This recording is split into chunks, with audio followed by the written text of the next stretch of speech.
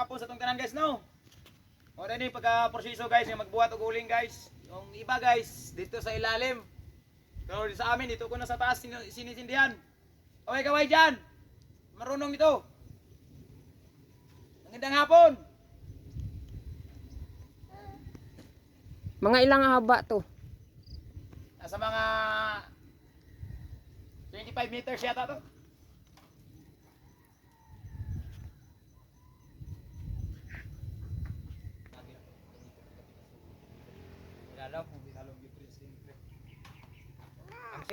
Mga ilang araw to ginagawa niyo?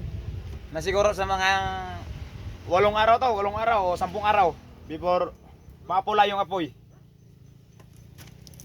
Ilang estimated mo pag ano na to nagawa na?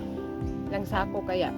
Na siguro sa mga 70 sakos to 80 sakos pag nabuo to lahat. Kasi hindi naman natin proseso to lahat to, hindi talaga maagapan na mauling lahat. May natira talaga dito.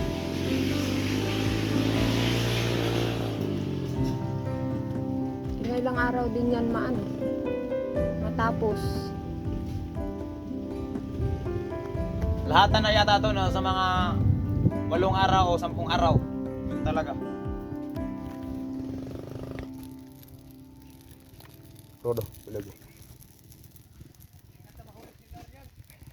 Diyan.